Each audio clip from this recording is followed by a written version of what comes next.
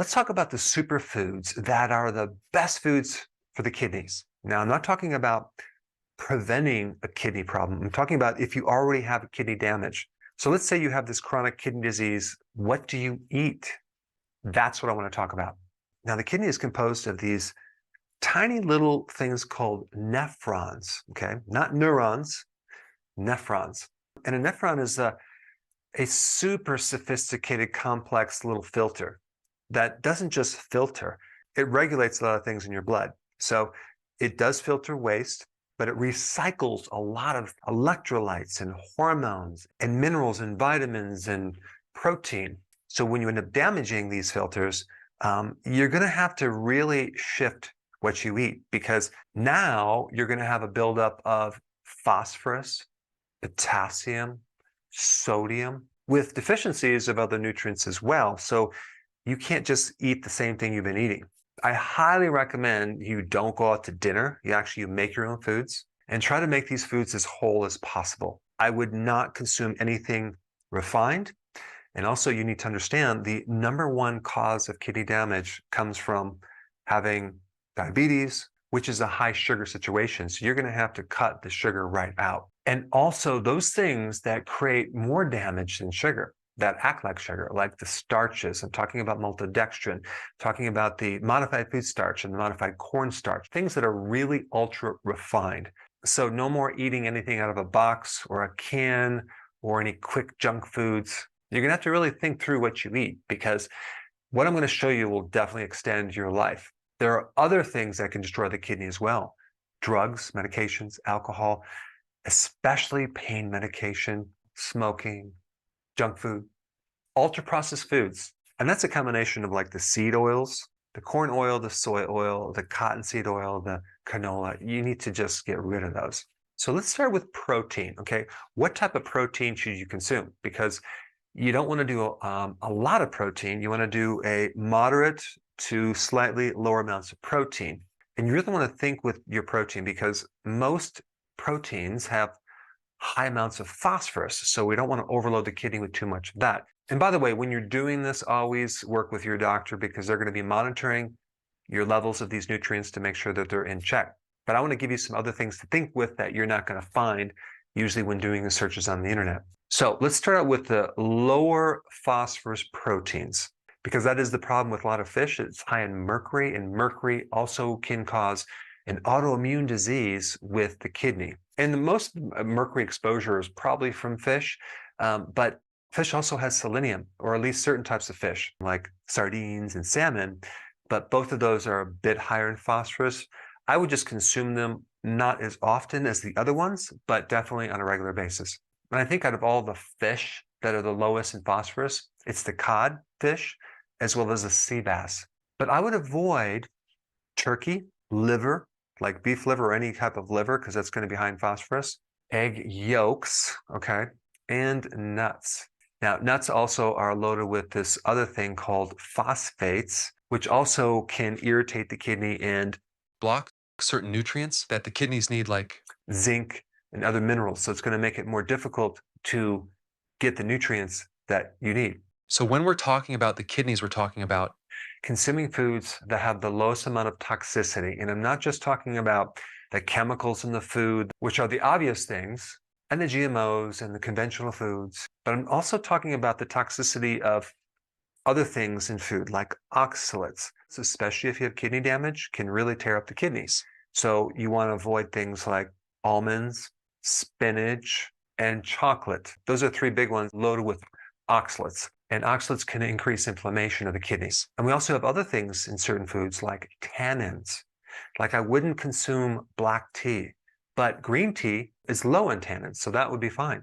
There's also this thing called lectins, right? Now, I believe that lectins are not a problem unless you have, gut damage or liver damage or kidney damage, or especially intestinal damage. But when you have kidney damage, probably want to eat certain things that are lower in lectins.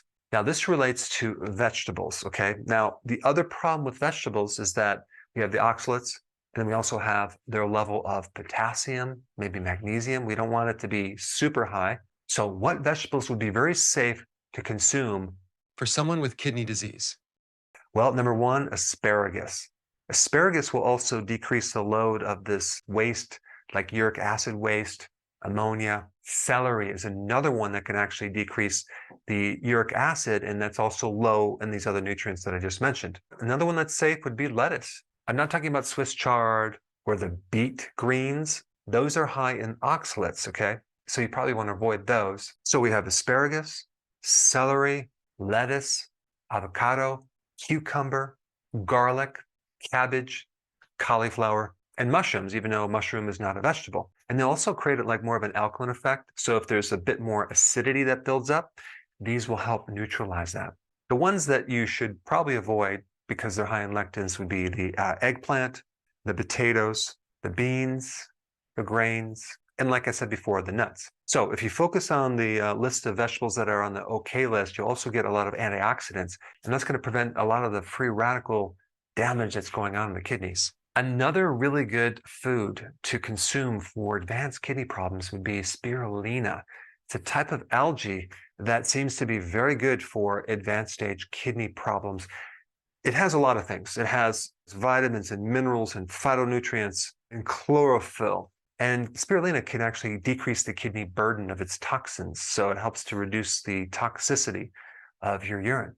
At the same time, helping you with anemia, which is one side effect of having kidney problems, as well as help balance the fluid retention that you see with kidney problems as well. And one additional thing I want to mention that damages the kidney is CAT scans of the kidney itself.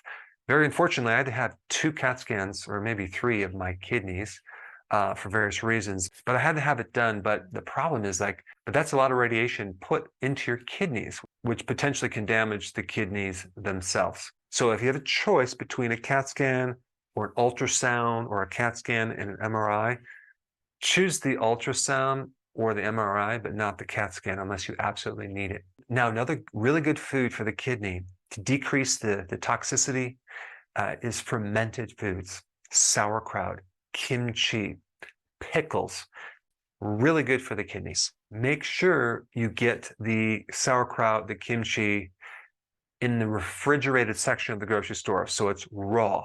Also, avocados have a really interesting type of fat that's really good for the kidneys and the liver, and also that fat can help extract phytonutrients that are more fat soluble in your salad. With the next thing on the list, which is extra virgin olive oil, another really good oil for the kidney.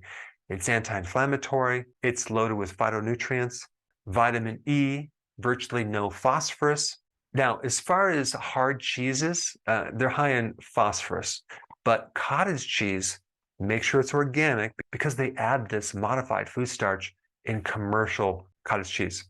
So get the one that's organic, and also goat's cheese is another one that you can consume as well. That way you can get your calcium, but it comes from a food. So we want these foods that are good for the kidneys, that provide the right amount of nutrition, but not too much.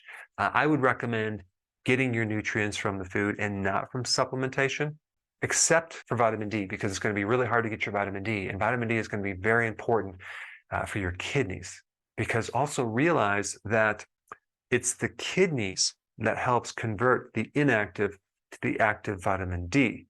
And the liver does some of that too. But the kidneys are very, very important. So if those kidneys are damaged, you're going to have low vitamin D. Now, another mineral that you have to watch out for is too much sodium. And the problem with even sea salt, it has all the minerals, but it's a bit high in sodium. It's like 98% sodium. So there is another type of salt that's really good for people with kidney problems. It's called Baja Gold, which is a type of salt that is like 70% sodium chloride and the rest other minerals. So that would be a much better salt for people with kidney problems. Keep it simple. Follow this food list. I know it's boring, but I think it's going to extend your life. Try to make sure those ingredients are the highest quality, like organic, grass-fed, nothing out of a box or a can. These are the foods not to prevent a kidney problem. They're foods that if you have a kidney problem, you should focus more on. If you want to know what foods that can actually be more preventative, I would go to drberg.com and download my basic healthy keto plan and intermittent fasting. And you'll find the link down below in the description.